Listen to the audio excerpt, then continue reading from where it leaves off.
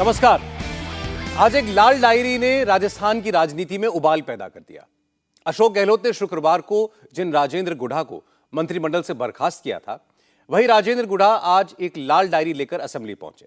दावा किया कि इस लाल डायरी में अशोक गहलोत के वो तमाम राज लिखे हैं जो सामने आ गए तो गहलोत को जवाब देना मुश्किल हो जाएगा। राजेंद्र गुढ़ा ने जबरदस्त माहौल बनाया। इसके बाद असेंबली में खूब हंगामा हुआ। हंगामे के बाद स्पीकर ने राजेंद्र गुढ़ा को पूरे सत्र के लिए सदन की कार्रवाई से निलंबित कर दिया। बस इसके बाद यह लाल डायरी चर्चा में आ गई। राजेंद्र गुढ़ा का कहना है कि असेंबली में कांग्रेस के विधायकों ने उन पर हमला किया, उनसे यह लाल डायरी छीन ली, लेकिन आधी लाल डायरी अभी भी उनके पास है। राजेंद्र गुढ़ा का दावा है कि इस लाल डायरी में उन पैसों का पूरा ब्यौरा मौजूद है जो विधायकों की खरीद फरोख्त के लिए दिए गए थे। किसको कितना पैसा दिया गया, वो नाम और रकम के साथ इस लाल डायरी के अंदर दर्ज है। इसके बाद तो बीजेपी ने अशोक गहलोत के खिलाफ मोर्चा खोल दिया, लाल डायरी की जांच सीबीआई से कराने की मांग की। लेकिन सवाल यह है कि अगर राजेंद्र गुढ़ा के पास डायरी मौजूद थी तो वो इतने सालों तक चुप क्यों रहे? अशोक गहलोत ने जब उन्हें मंत्रिमंडल से निकाल दिया उसके बाद ही क्यों बोले? इस पर राजेंद्र गुढ़ा का क्या कहना है? ये लाल डायरी उन्हें कहां से मिली, कैसे मिली, और अब राजस्थान की राजनीति में यह लाल डायरी कैसे आग लगा रही है, यह सब आपको बताऊंगा आज की बात में। लेकिन सबसे पहले आपको दिखाते हैं आज राजस्थान विधानसभा में क्या क्या हुआ। असेंबली में प्रश्नकाल चल रहा था। इसी दौरान कांग्रेस के विधायक राजेंद्र गुढ़ा अपनी सीट से उठे और एक लाल डायरी लहराने लगे। चूंकि उन्होंने लाल डायरी का जिक्र पहले ही कर रखा था, इसलिए कांग्रेस के नेताओं को अंदाजा था कि वो आगे क्या करने वाले हैं, इसलिए उनका विरोध शुरू हो गया। स्पीकर सीपी जोशी ने भी राजेंद्र गुढ़ा को इस तरह मामले को उठाने की परमिशन नहीं दी, उन्हें चेंबर में आकर मिलने को कहा। लेकिन राजेंद्र गुढ़ा स्पीकर के आसन तक पहुंच गए और इसके बाद सीपी जोशी को गुस्सा आ गया।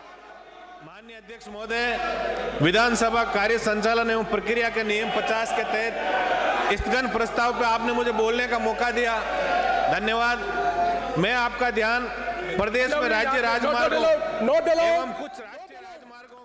लाल डायरी देखकर बीजेपी के मेंबर्स ने भी राजेंद्र गुढ़ा का समर्थन किया और कहा कि लाल डायरी का सच सामने आना चाहिए।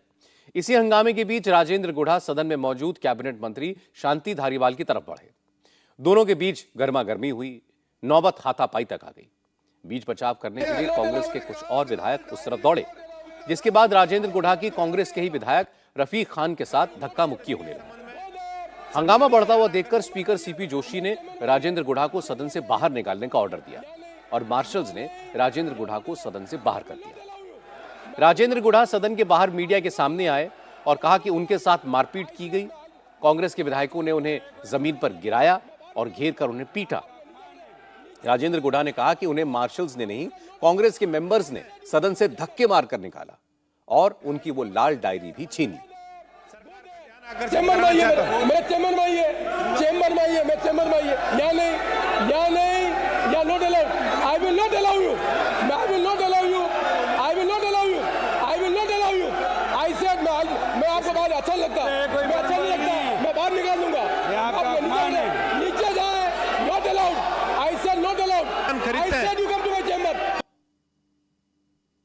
मेरे पास वो डायरी थी, वो डायरी मेरी छीन ली गई। मेरे साथ इन्होंने सारे के सारे 25-50 लोगों ने एक साथ मेरे ऊपर हमला कर दिया।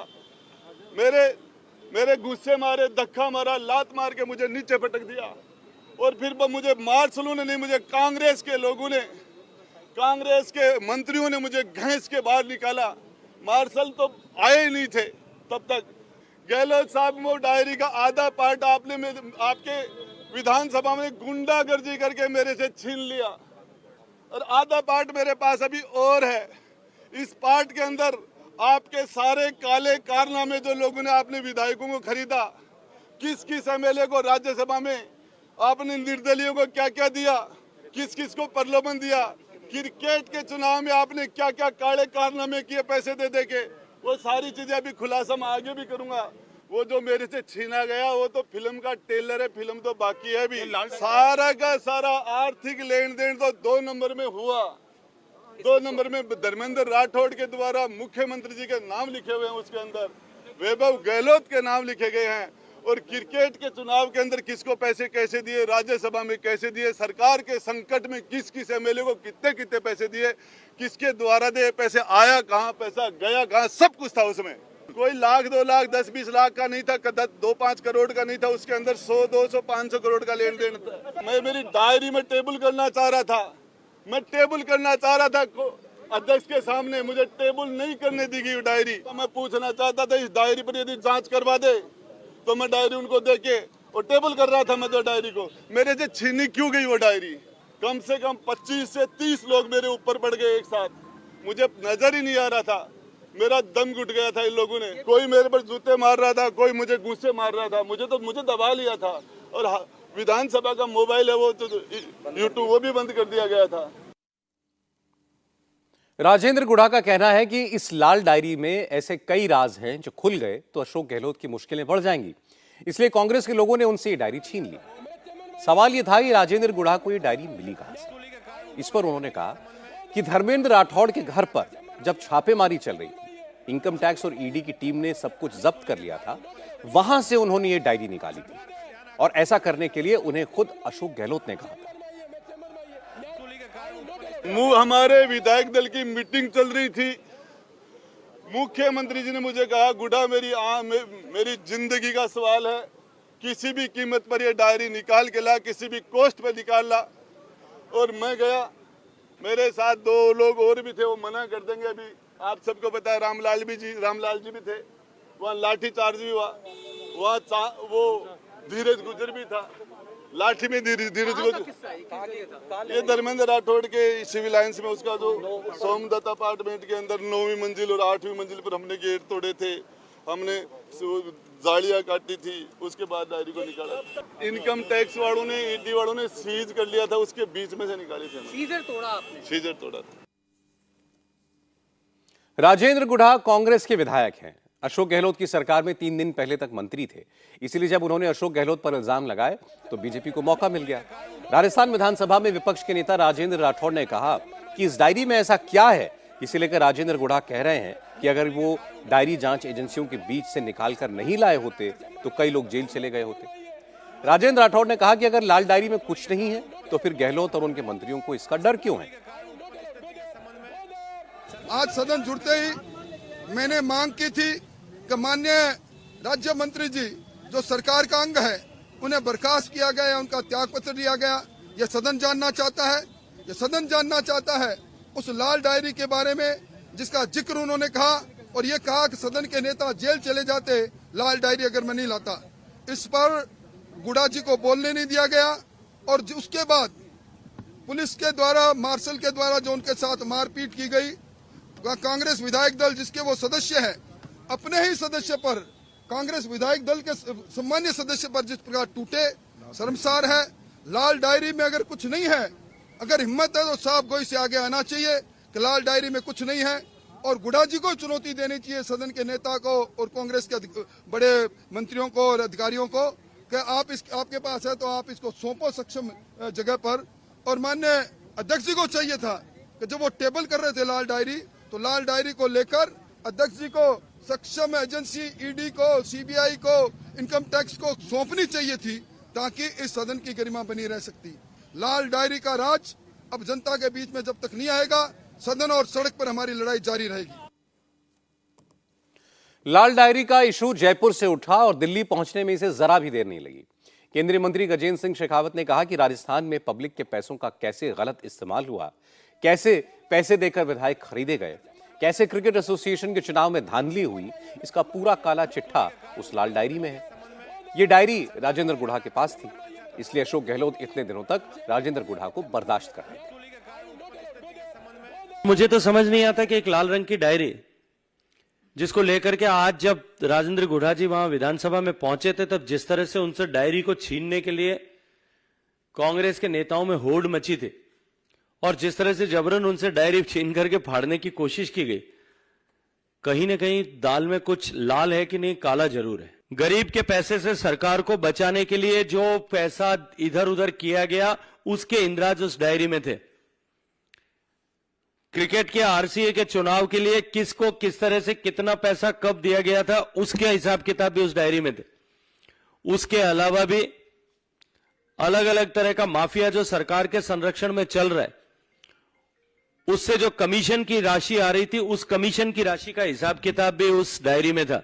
आज स्पष्ट होती है और इस बात पर मोहर लगती है कि क्यों कर राजेंद्र गुढ़ा जी की बयानबाजियों को इतने साल तक, इतने महीनों तक बर्दाश्त किया जा रहा था। ये लाल डायरी का रहस्य जो है, निश्चित रूप से जिस दिन खुलेगा उस दिन राजस्थान में एक बड़ा हंगामा होने वाला है। कई लोगों के राजनीतिक वजूद हमेशा हमेशा के लिए समाप्त हो जाएंगे।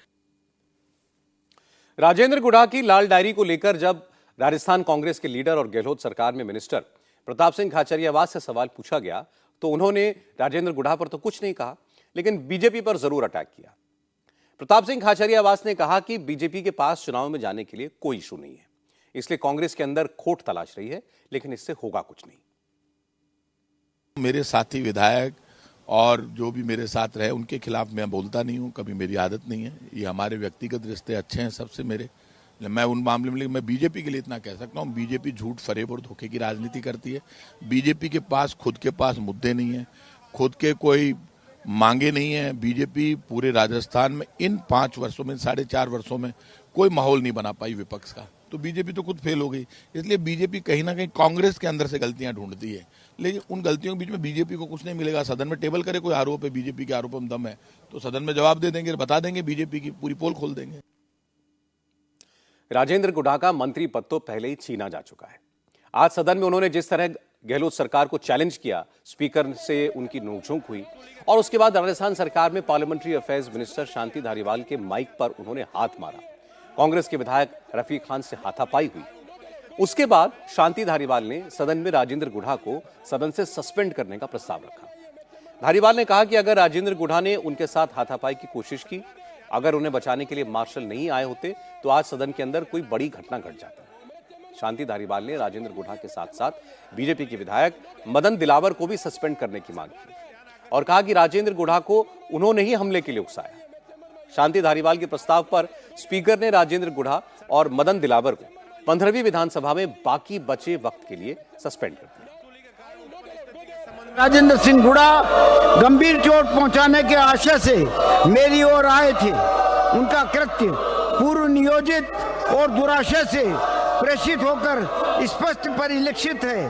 उनके द्वारा आसन का अपमान करते हुए पूरे सदन का अपमान किया गया है। अतः राजेंद्र सिंह गुढ़ा माननीय सदस्य को उनके गैर मर्यादित आचरण, सदन का अपमान एवं अनुशासनहीनता करने के कारण मैं प्रस्ताव करता हूं कि उन्हें इस सदन से 5वीं राजस्थान विधानसभा की शेष अवधि के लिए निलंबित किया जाए। यह है कि वो मेरी तरफ दौड़ के आए गुढ़ा साहब, और गुढ़ा साहब आकर के मेरे पहले तो माइक पे झपटे वो, और झपटते ही जो है उनको रफीक खान और वगैरह मेरे जो साथी थे वो सब ने आकर के उनको घेर लिया, लेकिन वो कुछ कर नहीं पाए। विरोध इस बात का था कि सारी की सारी जो ये लाल डायरी वाला किस्सा बताया जा रहा है, ये भारतीय जनता पार्टी के साथ मिलकर के ये षड्यंत्र रचा गया है, एक स्टोरी बनाई गई है, कहानी बनाई गई है। आज आपने देखा कि जब गुढ़ा साहब को 5 या 7 सिक्योरिटी वाले निकाल रहे थे तो वही 5-7 आदमी काफी थे उनको निकालने के लिए। वो कहते हैं कि साहब वहां पर जहाँ राठौड़ के यहाँ, धर्मेंद्र राठौड़ के यहाँ छापा पड़ा था, वहाँ 150 सीआरपीएफ के आदमी थे, मैं उनके बीच में से निकल के आया। संभव है क्या बात? है क्या संभव? ये कभी बात? फैब्रिकेटेड स्टोरी है, सारी की सारी षड्यंत्र सरकार के खिलाफ और खास तौर पर मुख्यमंत्री जी के खिलाफ। चूंकि राजस्थान विधानसभा से कांग्रेस के विधायक राजेंद्र गुढ़ा के साथ साथ बीजेपी के एमएलए मदन दिलावर को भी सस्पेंड किया गया और शांति धारीवाल ने मदन दिलावर पर भी इल्जाम लगाए, इसके लिए उनका जवाब देने के लिए बीजेपी के लीडर सतीश पूनिया सामने आए। सतीश पूनिया ने कहा कि मदन दिलावर को सस्पेंड करना तो तानाशाही है, क्योंकि मसला तो कांग्रेस के अंदरूनी लड़ाई का था, लाल डायरी का था। सतीश पूनिया ने कहा कि जिस तरह डॉन फिल्म में लाल डायरी के लिए खलनायक लड़ते थे, वैसे ही अब कांग्रेस में हो रहा है। ये आसन की खींच थी और सत्ता पक्ष का एक तरीके का द्रोह था कि बिना अकारण बिना बात सुने और जिस तरीके से मदन जी के साथ व्यवहार किया गया वो मुझे लगता है कि लोकतांत्रिक नहीं है, तानाशाही व्यवहार है। शुरू से सुबह से ही, क्योंकि जो मसला था वो लाल डायरी से जुड़ा था और लाल डायरी पर पूरे देश की निगाहें कि आखिर उस लाल डायरी में ऐसा है क्या, क्योंकि किसी ज़माने में डॉन फिल्म में अमिताभ बच्चन की उस डॉन फिल्म में लाल डायरी का जिक्र होता है जिसमें खलनायक लाल डायरी के लिए लड़ते हैं।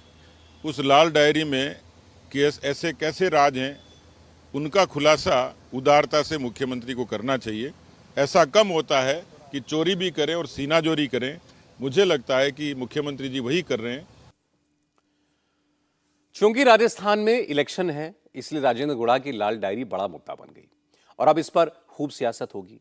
लेकिन कुछ बेसिक सवाल है। अगर राजेंद्र गुढ़ा के पास ये डायरी साल भर से थी तो अब तक खामोश क्यों थे? अशोक गहलोत के मंत्रिमंडल में इतने साल तक मंत्री बने क्यों रहे? दूसरी बात, अगर राजेंद्र गुढ़ा इनकम टैक्स या ईडी की रेड के वक्त धर्मेंद्र राठौड़ के घर से इस डायरी को लेकर भागे थे तो फिर एजेंसीज ने उस वक्त इसका जिक्र क्यों नहीं किया? तीसरी बात, अगर इस डायरी में वाकई इतने बड़े राज थे तो फिर अशोक गहलोत ने यह डायरी राजेंद्र गुढ़ा के पास क्यों रहने दी? ये वो सवाल हैं जिनके जवाब राजेंद्र गुढ़ा के पास नहीं है। चूंकि उन्होंने मंत्रिमंडल से हटाए जाने के बाद ये तमाम बातें कही हैं, इसलिए उनकी विश्वसनीयता पर भी सवाल है। ये तो सब जानते हैं कि राजेंद्र गुढ़ा सचिन पायलट कैंप के हैं। यह भी सबको मालूम है कि वो पहले बसपा में थे, फिर कांग्रेस में आकर मंत्री बन गए, फिर दोबारा बीएसपी में चले गए, फिर टिकट ले आए, इसके बाद फिर कांग्रेस में शामिल होकर मंत्री बन गए। इसलिए इसमें कोई शक नहीं है कि गुढ़ा जोड़तोड़ और दल बदल की राजनीति के माहिर हैं। अब उन्होंने फिर एक सियासी दांव चला है और चुनाव से पहले यह दांव अशोक गहलोत को भारी पड़ भी सकता है, क्योंकि बीजेपी अब इसे बड़ा इशू बनाएगी और अशोक गहलोत के लिए जवाब देना मुश्किल होगा। राजस्थान असेंबली में राजेंद्र गुढ़ा को निलंबित किया गया, उसी तरह राज्यसभा में आज आम आदमी पार्टी के सांसद संजय सिंह को पूरे मॉनसून सेशन के लिए सस्पेंड कर दिया गया। संजय सिंह मणिपुर के हालात पर चर्चा की मांग कर रहे थे, हंगामा कर रहे थे। हालांकि मणिपुर पर चर्चा के लिए सरकार तैयार थी, लेकिन विपक्ष इस मांग पर अड़ा हुआ है कि पहले प्रधानमंत्री नरेंद्र मोदी मणिपुर के हालात पर सदन में आकर बयान दें, उसके बाद इस पर चर्चा हो। इसी बात को लेकर दोनों सदनों में आज भी हंगामा और नारेबाजी हुई। इसके बाद दोनों सदनों की कार्रवाई कल तक के लिए स्थगित कर दी गई। राज्यसभा में विपक्ष के 27 सांसदों ने मणिपुर पर चर्चा के लिए रूल 267 के तहत नोटिस दिया था, लेकिन सरकार रूल 176 के तहत बहस कराना चाहती है। तकरार इसी बात को लेकर है। संजय सिंह इसी मांग को लेकर वेल में सभापति के आसन तक चले गए, हंगामा करने लगे। विरोधी दलों के सांसद नारेबाजी करने लगे। सभापति जगदीप धनखड़ ने संजय सिंह को वापस अपनी सीट पर जाने को कहा, लेकिन वो माने नहीं। और जब हंगामा नहीं रुका तो सदन के नेता पीयूष गोयल ने संजय सिंह को पूरे सत्र के लिए निलंबित करने का प्रस्ताव रख दिया, जिसे सदन की सहमति के बाद सभापति ने मंजूर कर लिया।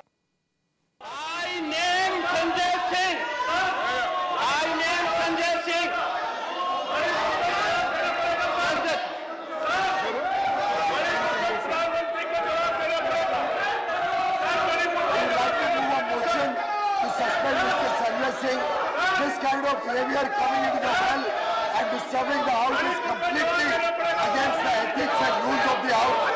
And I would urge the chair to take the necessary action against Mr. Sanjay Singh. The government wishes to move a motion for the suspension of Mr. Sanjay Singh for the remainder period of the house. Move your motion.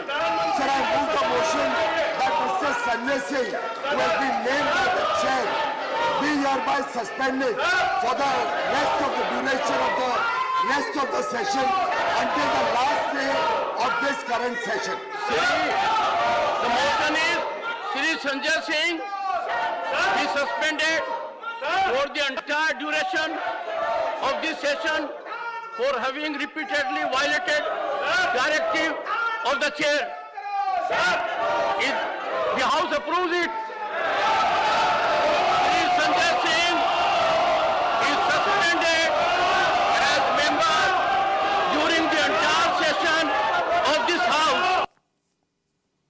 Sanjay Singh के suspension को लेकर opposition parties के सांसदों ने chairman Jagdeep Dhankhar से मुलाकात की और उनसे ये सस्पेंशन वापस लेने की मांग की, लेकिन कोई आश्वासन नहीं मिलने के बाद विपक्ष के सांसद गांधी प्रतिमा के सामने धरने पर बैठ गए।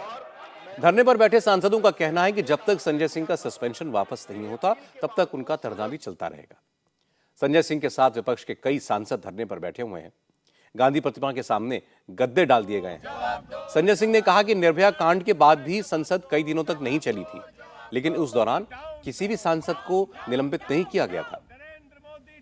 भारत के प्रधानमंत्री सदन में आके जवाब देने के लिए तैयार नहीं। हमारा गुनाह क्या है? 27 पॉलिटिकल पार्टीज ने अलग अलग नोटिस दिया, सब ने कहा कि भाई आप चर्चा कराइए, प्रधानमंत्री जी सदन में आए, वो सदन में आने के लिए तैयार नहीं। तो कहाँ जाएं हम लोग? उस रिटायर्ड सूबेदार का बयान सुना आपने? वो कारगिल के युद्ध में भारत माता की रक्षा करने वाले सूबेदार ने कहा मैंने देश की तो रक्षा कर ली, अपनी पत्नी की रक्षा नहीं कर पाया। अगर प्रधानमंत्री आके इन सारे विषयों पे, इन सारी घटनाओं पर जवाब नहीं देंगे तो कौन बोलेगा? गृह मंत्री से तो पहले भी हम लोग एक बार आल पार्टी की मीटिंग कर चुके हैं। तो उसमें निकला क्या? क्या मुख्यमंत्री का इस्तीफा हुआ? क्या सरकार बर्खास्त हुई जो हम लोगों ने मांग उठाई थी?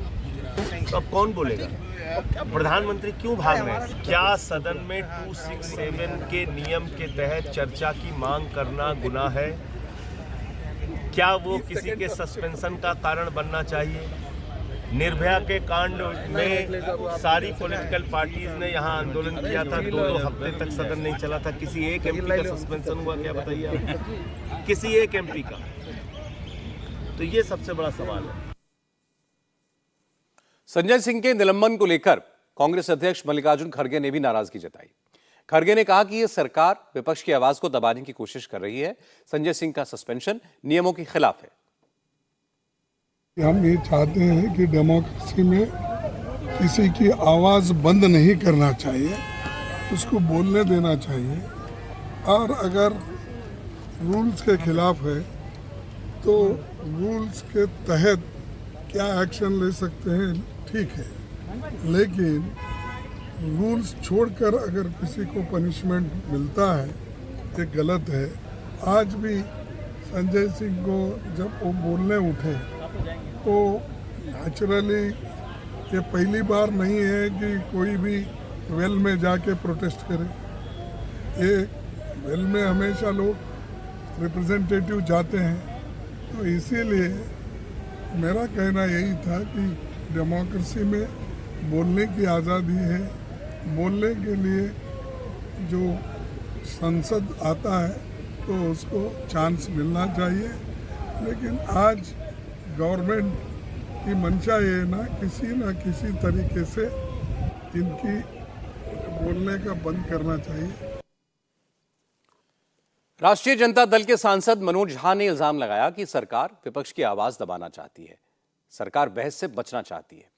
मनोज झा ने कहा कि आज संजय सिंह को सस्पेंड किया है, कल विपक्ष के सारे सांसद सस्पेंड होने की मांग करेंगे। आज सिर्फ ये संजय जी का सस्पेंशन कह देना बेमानी होगा। एक व्यक्ति का सस्पेंशन नहीं है, लोकतांत्रिक रवायतों का सस्पेंशन है। वो क्या करना चाह रहे थे?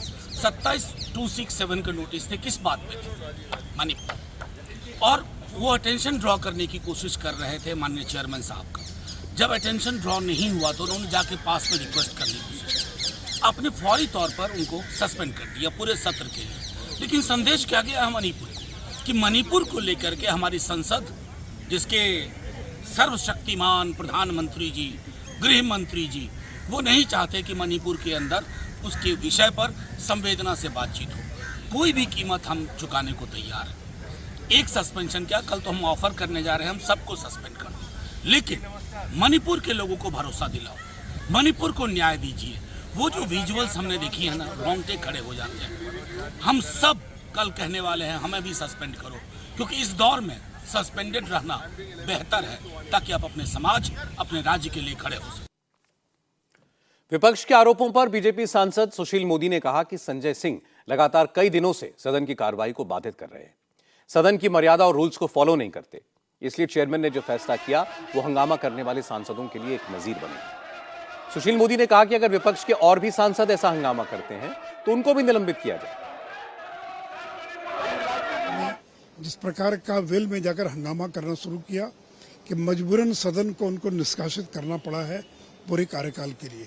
देखिए, हम सदन में आते हैं चर्चा के लिए, बहस के लिए, और जब सरकार तैयार है तो आज तीसरा दिन हो गया कि सदन को चलने नहीं दे रहे हैं। और जबकि क्वेश्चन आवर चल रहा था, इसमें तो अधिकांश क्वेश्चन विपक्ष के लोगों के थे, लेकिन उसके बावजूद संजय सिंह वेल में आकर और जिस प्रकार से हंगामा कर रहे थे, तो एक अच्छा निर्णय है। और मैं तो चेयरमैन से आग्रह करूंगा भविष्य में और भी लोग अगर इस प्रकार सदन की कार्रवाई को बाधित करें, उनको भी निष्कासित करने की कार्रवाई करनी चाहिए। राज्यसभा की तरह लोकसभा की कार्रवाई भी हंगामे की भेंट चढ़ गई। हालांकि पार्लियामेंट में जारी गतिरोध को खत्म करने के लिए रक्षा मंत्री राजनाथ सिंह ने विपक्ष के कई नेताओं से फोन पर बात की, लेकिन विरोधी दलों के नेता माने नहीं। इसलिए लोकसभा की कार्रवाई शुरू होते ही आज फिर हंगामा शुरू हो गया। राजनाथ सिंह ने लोकसभा में फिर कहा कि सरकार चर्चा के लिए तैयार है, लेकिन हंगामे को देखकर लगता है कि विपक्ष इस मुद्दे पर गंभीर नहीं है। इसके बाद होम मिनिस्टर अमित शाह ने भी विरोधी दलों से हंगामा खत्म करके चर्चा की अपील की। अमित शाह ने कहा कि मणिपुर का मुद्दा सीधे उनकी मिनिस्ट्री से जुड़ा हुआ है। वो इस मुद्दे पर विपक्ष के हर सवाल का जवाब देने के लिए राजी हैं, लेकिन उनकी समझ में ये नहीं आ रहा है कि विपक्ष चर्चा से बचने की कोशिश क्यों कर रहा है।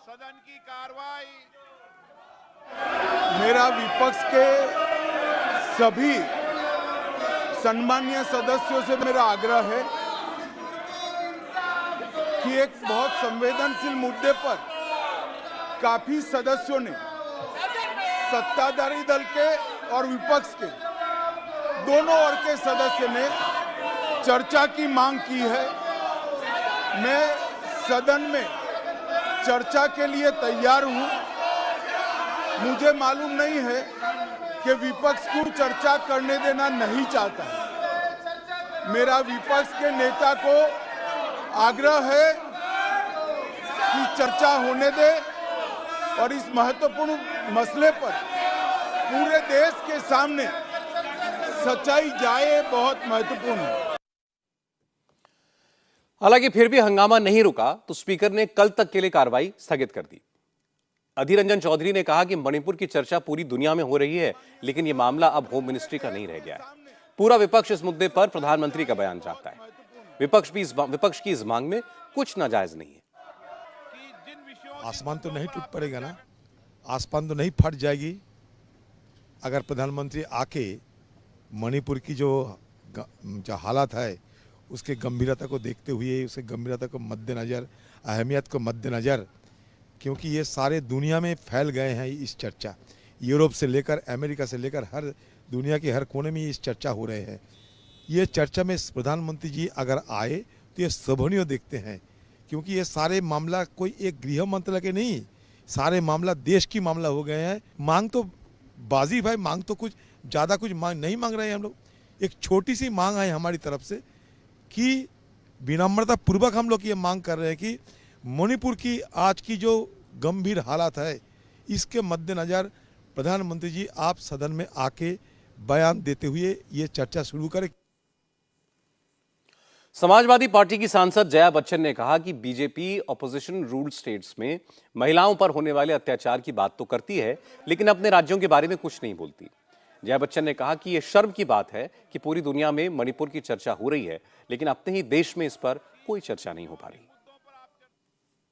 मणिपुर के विषय में इंटरनेशनली सब लोग चर्चा कर रहे हैं, हमारे देश में नहीं हो रहा।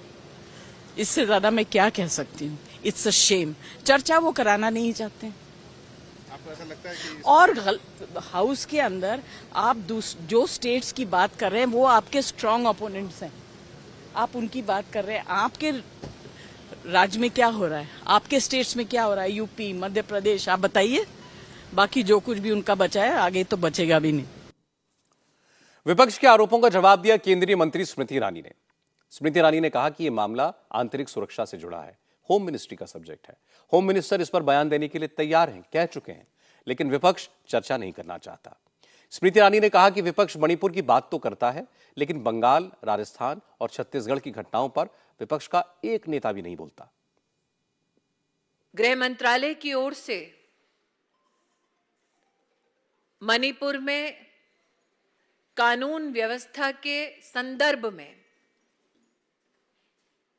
आंतरिक सुरक्षा के संदर्भ में देश के माननीय गृह मंत्री जी दोनों सदनों में चर्चा के लिए तैयार हैं। हम अचंभित हैं कि विपक्ष मणिपुर पे चर्चा से भाग रही है। ये सत्य है कि कांग्रेस पार्टी इस चर्चा से इसलिए भाग रही है क्योंकि उन्हें जवाबदेही सुनिश्चित करनी होगी कि उनके राज्य में जब महिला की प्रताड़ना होती है तब वो चुप्पी साध कर क्यों बैठते हैं।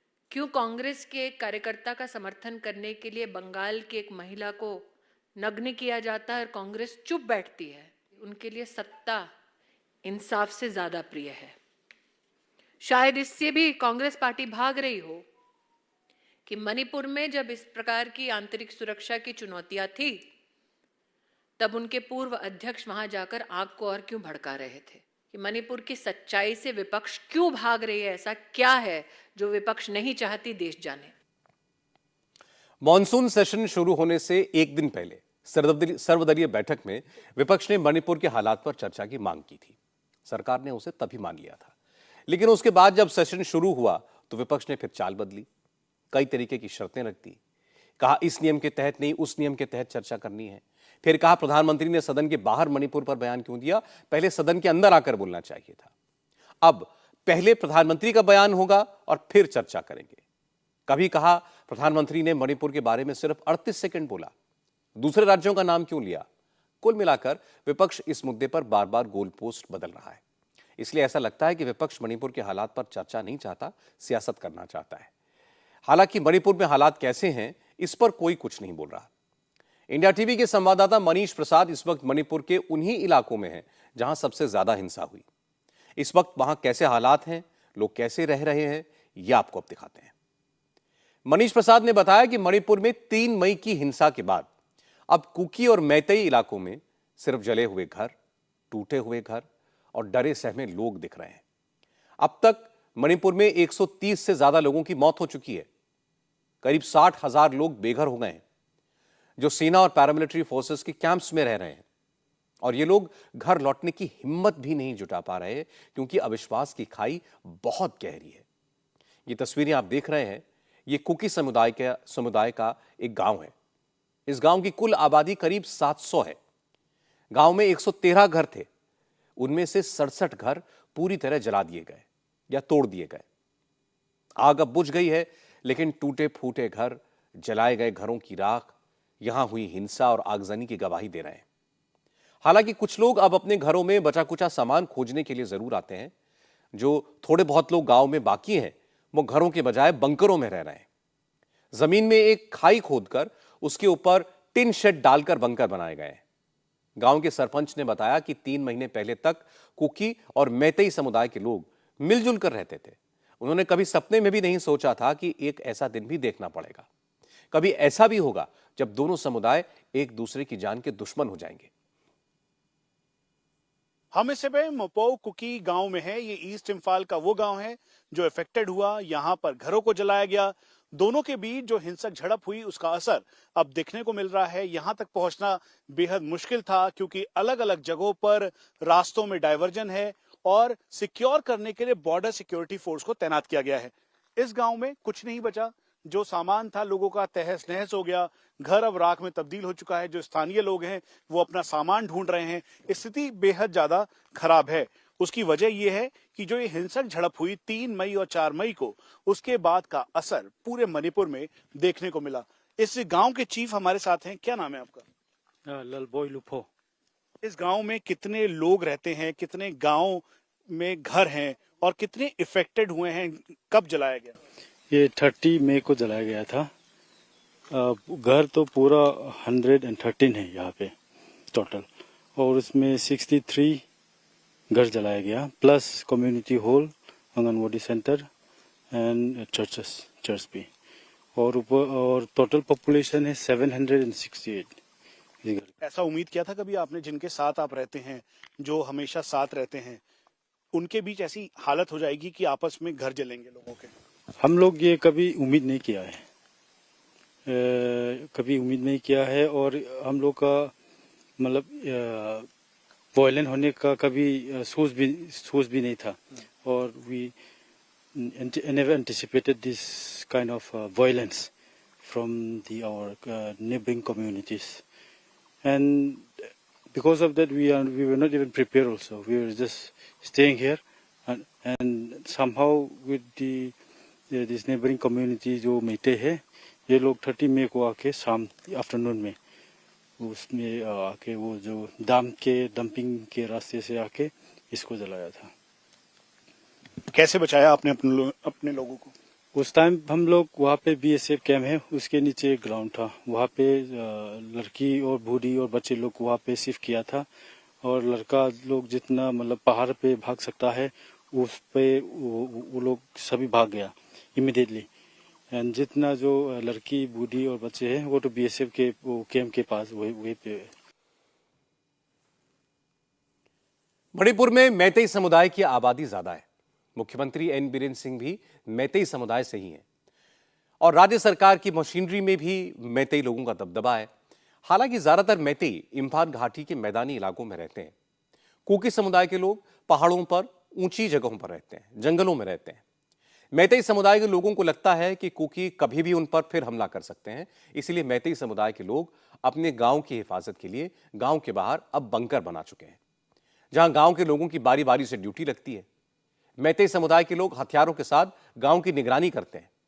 अगर बंकर में कोई ड्यूटी पर नहीं आता तो उस पर जुर्माना लगाया जाता है। मैतेई समुदाय की महिलाएं भी अपने गांव और कस्बों की रखवाली में लगी हुई हैं। मणिपुर में इन महिलाओं को मीरा पाइबी या मशालधारी कहा जाता है। मैतेई समुदाय अपनी रखवाली करने वाली महिलाओं को इमास या मां कहकर इनकी पूजा करता है। महिलाओं के मीरा पाइबी समूह पहले भी मैतेई समुदाय में नशाखोरी और दूसरी बुरी आदतों से नौजवानों को बचाने की जिम्मेदारी निभाते थे, लेकिन हिंसा के बाद से मीरा पाइबी अब मैतेई इलाकों की निगरानी करती हैं, मोर्चे पर तैनात रहती हैं। ये सड़कों पर ड्यूटी करती हैं, जिससे कोई अनजान इंसान उनके इलाके में ना घुसे। क्योंकि अब तक मैतेई और कुकी समुदाय के लोग एक दूसरे के आसपास ही रहते आए हैं और अब एक दूसरे के दुश्मन बन गए हैं, इसलिए कुकी गांवों की तरफ से किसी हमले को रोकने के लिए जगह जगह बंकर में हथियारबंद लोग और मीरा पाइबी समूह की महिलाएं तैनात रहती हैं। हम इस समय इम्फाल ईस्ट में है और मेरे ठीक सामने कोंगकोपी एरिया है। कोंगकोपी एरिया कुकी सेंट्रिक है और यहाँ पर पहाड़ियों के ऊपर जो कुकी पोस्ट है, कुकी लोकेशंस हैं, वो दिखाई दे रही हैं, मचान, और उन्होंने बंकर बना रखा है। उसी को देखते हुए यहाँ पर मैती समुदाय ने भी ट्रेंच बनाया है, बिल्कुल फौज की तरह डेप्थ के साथ इस ट्रेंच को तैयार किया। जो इनके पास अपने वेपन्स हैं उसका ये इस्तेमाल कर रहे हैं ताकि ये गार्ड कर सके। वॉकी टॉकी है क्योंकि कम्युनिकेशन बेहद कम है यहाँ पर, और उसी की वजह से इस बात का वो ध्यान रख रहे हैं। साथ में मीरा पाइबीज है। हम आपको ये भी बता दें कि मीरा पाइबी को बिल्कुल एक नॉर्मल फ्लो चार्ट के साथ इनको जो अलग अलग जगहों के मोर्चे को संभालने के लिए दिया जाता है। इनको कहा जाता है कि ये रास्ते को ब्लॉक करे, अगर कोई असम राइफल या फिर सिक्योरिटी फोर्स का आ रहा है उसके साथ अगर कोई दिक्कत है तो तुरंत सभी लोग यहाँ पर आ जाए। क्या नाम है आपका? बला। क्या करती हैं आप? कितने बजे की शिफ्ट है आपकी? कैसे आप जाती हैं वहां पर पूरा एरिया को रोकने के लिए? हम लोग 9 बजे जाएगा, सुबह 4 बजे आएगा। और उस ड्यूटी में क्या क्या करते हो आप? हम लोग क्या करता है वो तो देखता है, कोई कॉल आता है क्या करता है, वो लड़का लोग के साथ तो जाता है, बैठा है। हाँ। इससे वो लोग की खतना है इधर तो बहुत, इसीलिए हाँ। हम लोग नहीं सोया है। अब आप यहाँ पर देखें तो यहाँ पर वॉकी टॉकी पे बातचीत भी की जा रही है, कम्युनिकेशन किया जा रहा है, कम्युनिकेट किया जा रहा है, बोला जा रहा है और बताया जा रहा है। और वहीं हथियार लेकर वो ठीक सामने की तरफ देख रहे हैं और वो पोजीशन की तरफ देख रहे हैं ताकि यहाँ पर हो सके। ये इस समय की सिचुएशन है। मणिपुर में अब हिंसा की खबर नहीं है, लेकिन माहौल पहले जैसा नहीं है। जिन इलाकों में मैतेई और कुकी समुदाय के लोग मिलजुल कर रहते थे, कुकी मैतेई समुदाय के गांवों में सब्जी, शहद और लकड़ी बेचने आते थे। बदले में मैतेई समुदाय से चावल खरीद कर ले जाते थे। रोटी बेटी का संबंध था, लेकिन आज दोनों समुदाय एक दूसरे के दुश्मन बन गए। अविश्वास की इतनी बड़ी खाई बन गई है कि ये कब भरेगी कोई नहीं बता सकता। मुझे लगता है राजनीतिक दलों को मणिपुर के हालात पर राजनीति करने की बजाय मणिपुर के लोगों के दिलों पर लगे घावों पर मरहम लगाना चाहिए। कोशिश करनी चाहिए कि मणिपुर में एक बार फिर सभी समुदायों के बीच जो अविश्वास पैदा हुआ है वो खत्म हो। आज सुप्रीम कोर्ट ने वाराणसी में ज्ञानवापी परिसर के सर्वे पर 2 दिन के लिए रोक लगा दी।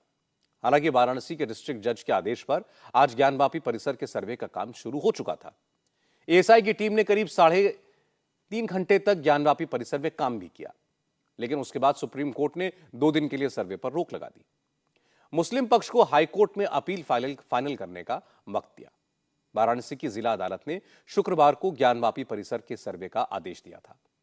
जिला अदालत ने वजूखाने को छोड़कर ज्ञानवापी परिसर के बाकी हिस्सों का सर्वे करके एएसआई को 4 अगस्त तक रिपोर्ट पेश करने को कहा था।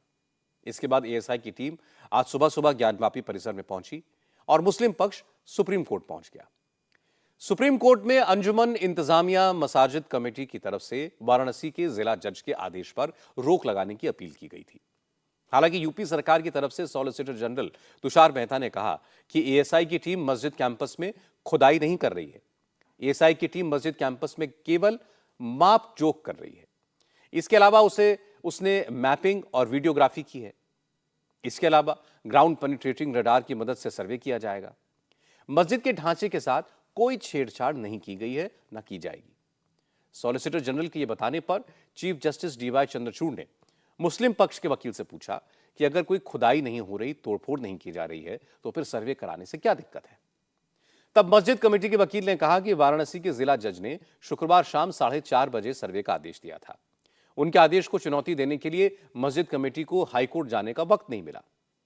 इसलिए इसके बाद सुप्रीम कोर्ट ने ज्ञानवापी में एएसआई के सर्वे पर 26 जुलाई को शाम 5 बजे तक के लिए रोक लगा दी और मस्जिद कमेटी से कहा कि तब तक वो इलाहाबाद हाईकोर्ट जाकर डिस्ट्रिक्ट जज के आदेश के खिलाफ अपील कर सकते हैं। बेसिक बात यही थी कि उनका ये कहना था कि वहाँ पे एक्सकेवेशन हो रहा है, हमारा ये कहना था कि वहाँ कोई एक्सकेवेशन नहीं हो रहा है। सॉलिसिटर जनरल ऑफ इंडिया ने 11-15 पे स्टेटमेंट दिया कि वहाँ कोई एक्सकेवेशन नहीं हो रहा है और रूल्स की और सारे नियम्स की धज्जी उड़ाते हुए आज अंजुमन इंतजामिया ने ये 2 दिन का इंटरिम ऑर्डर लिया है। ये लिबर्टी मैं आपके चैनल के माध्यम से पूछना चाहता हूँ, किसी और के पास है क्या कि डिस्ट्रिक्ट कोर्ट का ऑर्डर सीधे सुप्रीम कोर्ट में चैलेंज कर सकता है? ये लिबर्टी किसी और के पास है क्या कि जो चैलेंज कर रहा है वो आईए फाइल करके चैलेंज करे? ये लिबर्टी किसी और के पास है क्या कि जो चैलेंज कर रहा है उसकी कॉपी भी अदर साइड को ना दी जाए? सुप्रीम कोर्ट का आदेश तो करीब 12 बजे आया, लेकिन वाराणसी में एएसआई की टीम तो सुबह करीब 7:30 बजे से ही ज्ञानवापी परिसर में पहुंच चुकी थी। 4.5 घंटे तक सर्वे भी किया। एएसआई की 42 सदस्यों की टीम कल ही वाराणसी पहुंच गई थी। इसमें दिल्ली, लखनऊ, पटना और आगरा से आर्कियोलॉजी के एक्सपर्ट्स शामिल थे। एएसआई की टीम सर्वे के लिए मैपिंग के इक्विपमेंट, ग्राउंड पेनिट्रेटिंग रडार, कैमरे और ट्राइपॉड्स लेकर वाराणसी पहुंची थी। जिला जज ए.के. विश्वेश के आदेश के मुताबिक ज्ञानवापी मस्जिद के सर्वे में हिंदू और मुस्लिम दोनों पिटिशनर्स को मौजूद रहना था। हालांकि अंजुमन इंतजामिया मसाजिद कमेटी ने कल ही कह दिया था कि वो सर्वे में शामिल नहीं होंगे, क्योंकि वो डिस्ट्रिक्ट जज के आदेश को सुप्रीम कोर्ट पे चैलेंज करने जा रहे हैं। जब एएसआई के अधिकारी और हिंदू पिटिशनर सुबह करीब 7 बजे ज्ञानवापी मस्जिद पहुंचे तो अंदर के एक हिस्से में ताला बंद मिला। मस्जिद कमेटी का कोई मेंबर वहां नहीं था। एएसआई की टीम ने मस्जिद कैंपस की दीवारों और अंदरूनी हिस्से की मापजोख की। सर्वे की वीडियोग्राफी के लिए चारों तरफ कैमरे लगाए। इन कैमरों से तस्वीरें ली गईं। रडार के जरिए दीवारों पर बनी आकृतियों की पड़ताल की गई। हालांकि हिंदू पिटिशनर्स की मांग के मुताबिक मस्जिद के वजूखाने को छोड़कर पूरे कैंपस का सर्वे किया जाना था, लेकिन मस्जिद के तहखाने में भी ताला बंद था और उस हिस्से में भी जिसको लेकर हिंदू पिटिशनर्स का दावा है कि वहां मस्जिद से पहले आदि विश्वेश्वर का मंदिर होने के पक्के एविडेंस है। सर्वे का काम अभी चल ही रहा था कि सुप्रीम कोर्ट का ऑर्डर आ गया और एएसआई की टीम ने अपना काम रोक दिया। आज सुबह जब एएसआई की टीम सर्वे के लिए ज्ञानवापी मस्जिद में गई तो याचिकाकर्ता महिलाएं भी उनके साथ थी। उन्होंने बताया कि मस्जिद कमेटी ने उन्हें चाबियां देने से मना कर दिया था। इसके बावजूद एएसआई की टीम ने मस्जिद के अंदर सर्वे किया और मंदिर के बहुत से सबूत जुटाए। एक पिटिशनर मंजू व्यास ने कहा कि मस्जिद के अंदर महादेव विराजमान है और अब उन्हें मुक्ति दिलाना ही उनका लक्ष्य है। पहले तो उन्होंने चाबी नहीं दी, सब भाग निकले। किसने चाबी नहीं दी? ये अंजुमन कमेटी वालों ने चाबी नहीं दी। वो लोग कोई नहीं था वहाँ पे और एक खाली एक व्यक्ति था, उससे चाबी मांगी, उसने चाबी नहीं दी। फिर भी हमारा सर्वे अंदर से भी हुआ, बाहर से भी हुआ। कहाँ की नहीं? मस्जिद की दी नहीं। मस्जिद में एंटर करने के लिए नहीं दी। फिर कैसे मिली चाबी? चाबी नहीं मिली। जो उन्होंने एरिया अंदर जो हम लोग जाना चाह रहे थे वो एरिया बंद कर रखा था। बाकी अंदर के, बाहर से, पीछे से, सब तरह से, चारों तरफ कैमरे से लिया। हम लोग संतुष्ट हैं मगर सुप्रीम कोर्ट से ऑर्डर आ गया 26 तारीख तक स्टे। हाँ, गुम्बद में तो हमारा शिखर है, कब तक हमारे मंदिर को छुपा के रखेंगे? पिल्लर के नहीं, साथ मंदिर दीवारें सब चीज चेक के करी है। मंदिर है, ये मंदिर है, ये मंदिर पाके हम लोग रहेंगे। तहखाने तक गए हम लोग ने, तब पहले सर्वे में गए थे, तहखाने में भी गए थे। हमारी संस्कृति के श्लोक लिखे, दीवारों पे पीओपी करा रखी थी, तब टचिंग करने का नहीं कहा था। मगर आज हम लोग ने जो जांच मंगवाई थी उसमें टचिंग होने का, खोद के सब तरह की जांच होने था, तो वो लोग डर गए कि कहीं ऐसा ना हमारा झूठ साबित हो जाएगा। आप लोग अगला कदम हम लोग सुप्रीम 26 तारीख तक इंतजार कर रहे हैं। हमारी नंदी भी तपस्या कर रही, तो हम लोग भी तपस्या करें। महादेव को हम लोग को मुक्त कराना हमारा लक्ष्य है, यही है उद्देश्य है कि हमें महादेव को मुक्त कराना है। ज्ञानवापी मस्जिद के सर्वे के विवाद के बीच आज यूपी के मुख्यमंत्री योगी आदित्यनाथ भी वाराणसी में थे। योगी ने ज्ञानवापी मस्जिद से सटे काशी विश्वनाथ मंदिर में भगवान शिव का अभिषेक किया। आज सावन का तीसरा सोमवार है, इसलिए योगी काशी विश्वनाथ के अभिषेक के लिए वाराणसी पहुंचे थे।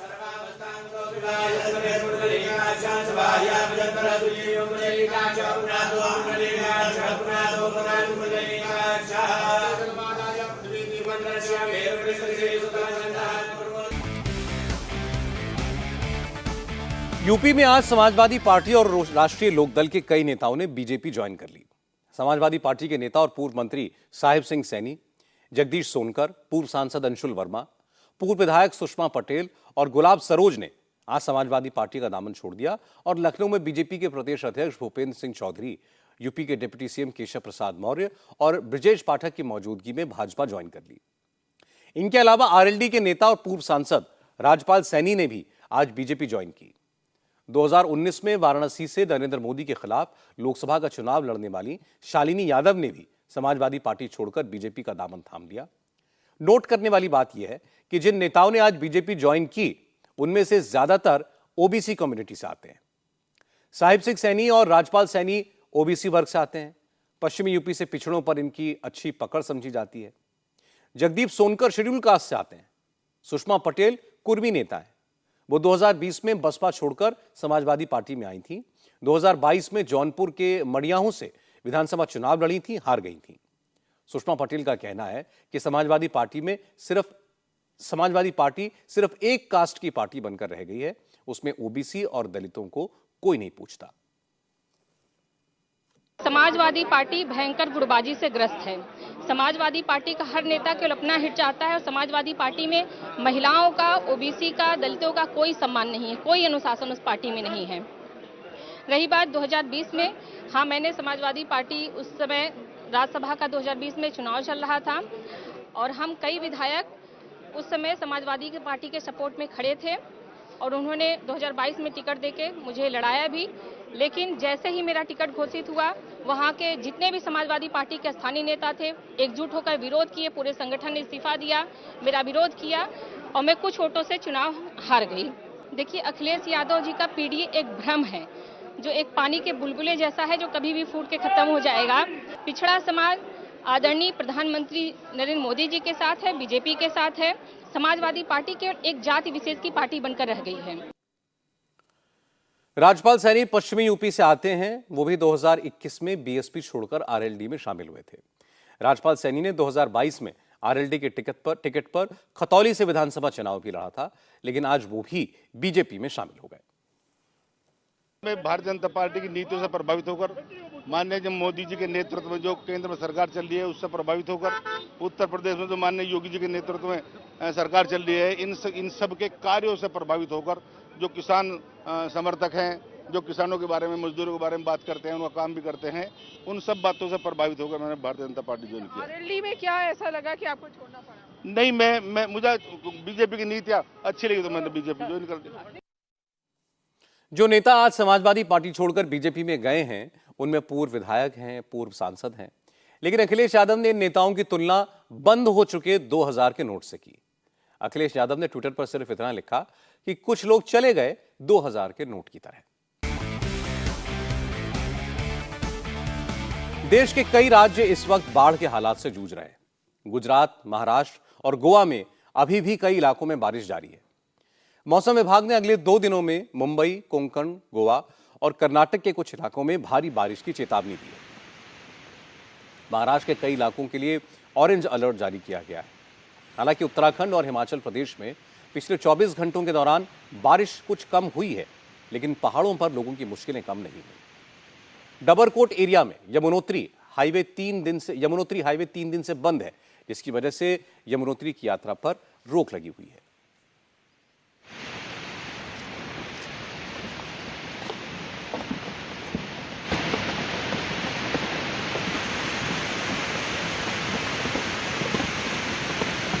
चमोली डिस्ट्रिक्ट में लैंडस्लाइड की वजह से बद्रीनाथ हेमकुंड नेशनल हाईवे का एक बड़ा हिस्सा डैमेज हो गया। वहां पर सड़कों पर बड़े बड़े पत्थर पड़े हुए हैं, गाड़ियों की आवाजाही रुकी हुई है। एडमिनिस्ट्रेशन का कहना है कि अभी इस सड़क की मरम्मत में 2 से 3 दिन लग सकते हैं।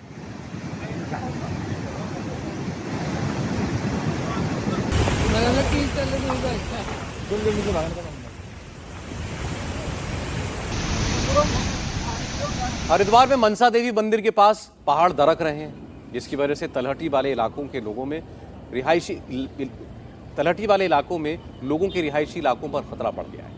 पिछले 10 दिनों में यह पहाड़ करीब 6 बार दरक चुका है।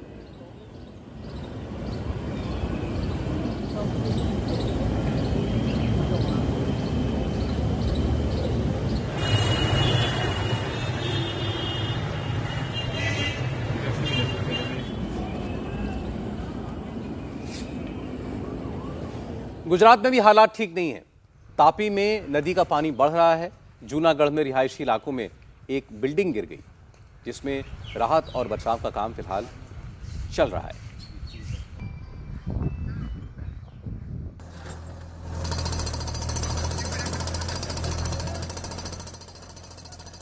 इधर दिल्ली और आसपास के इलाकों में एक बार फिर बाढ़ का खतरा मंडरा रहा है। दिल्ली में यमुना एक बार फिर खतरे के निशान से ऊपर बह रही है। प्रशासन ने ओल्ड रेलवे ब्रिज पर ट्रैफिक बंद कर दिया है। चूंकि हथिनीकुंड बैराज से पानी छोड़ा गया है, इसलिए दिल्ली में यमुना का वाटर लेवल बढ़ सकता है। दिल्ली के पास गाजियाबाद में भी हिंडन नदी खतरे के निशान के ऊपर पहुंच गई है। इसके कारण नोएडा और ग्रेटर नोएडा के कुछ गांवों में पानी भर गया है।